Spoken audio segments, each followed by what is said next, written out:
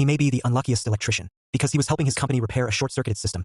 The result was an unexpected power surge, tens of thousands of volts. He trembled uncontrollably, then fell from a high place into the power supply pool. Feeling the dangerous current, the pool began to release an intense voltage. But unexpectedly, the electricity didn't end him.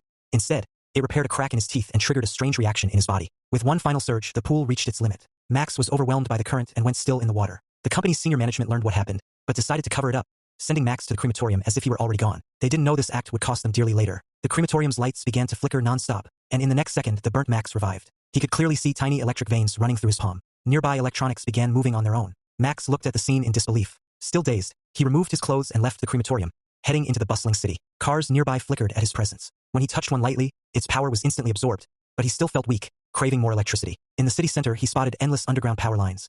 Exactly what he needed. Without hesitation, he opened a cover and plunged his hands in. The electricity rushed into him, and within moments, the city's lights dimmed. Still, Max kept absorbing. Patrolling officers noticed him and ordered him to step away from the power source. Hearing the warning, Max slowly raised his head. When they saw his altered face, they pulled their weapons. Frightened, Max released a sudden electrical blast, sending an officer sprawling. More police rushed over, surrounding him.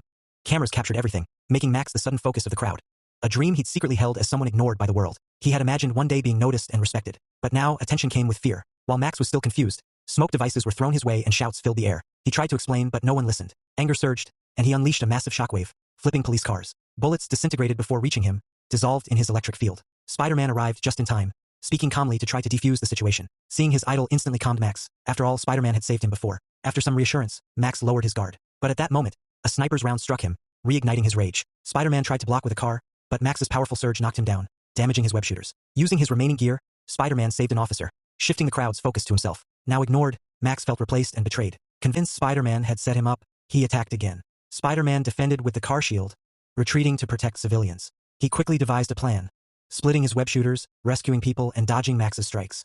And then he leapt in, startling the elderly man who was seconds away from being crushed. After pulling him to safety, Electro unleashed another wave of attacks. Spider-Man had no choice but to swing rapidly between the buildings to avoid the blasts. Luckily, he managed to grab a surge of energy and unleashed another massive surge, drawing in all the electricity from the city. The energy radiated out and people fled in panic. Then, Spider-Man used water flow to short-circuit Max, finally bringing him down. The defeat left Max in agony. He was taken to Oscorp's special containment facility, where cruel experiments tested how much electricity he could store. Between tests, they kept him submerged to prevent escape.